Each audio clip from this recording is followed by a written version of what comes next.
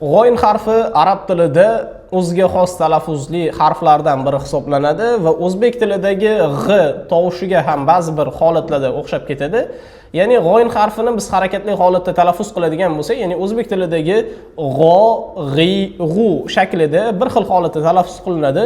Lekin g'oyn harfimiz maxraj jihatdan halqum yuqorisi bo'lganligi sababli halqum yuqorisida to'siqqa uchrashi, ya'ni xo harfiga o'xshash holatda qirilib chiqishi bu tabiiy narsa hisoblanadi va g'oyn harfida talaffuzida e'tibor qilishimiz lozim bo'lgan narsalardan biri u harfimiz ham isti'lo, ya'ni yo'g'on, g'o shaklida. Arab tilida g'a degan tushuncha yo'q va doim g'oyn harfida fatha kelganda biz uni g'o shaklida talaffuz qilishimiz kerak va g'oyn harfida ikkinchi xo harfidan farqli narsa bu undagi jahr sifati hisoblanadi.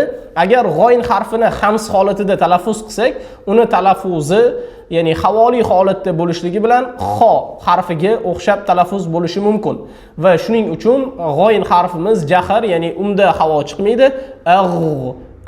Holatda talaffuz qilganimizda barmoqlarimizni og'zimizga yaqinroq olib kelamiz va bu holatda havoni sezmaymiz. Ya'ni agar havo chiqayotgan bo'lsa, bu holatda biz noto'g'ri talaffuzdamiz va bu xo harfiga yaqinroq talaffuzga o'tib ketib qoladi. Shuning uchun g'oyn harfida e'tibor qilinishi lozim bo'lgan narsa bu sukunli holatida g'oyn harfidan havoni chiqmasligi, ya'ni jahr holatda talaffuz qilinishi lozimligi, ya'ni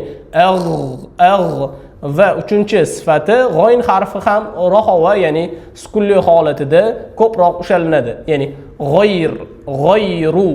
g'oyru holatida yoki mag'dubi so'zlari singari talaffuz qilinadi.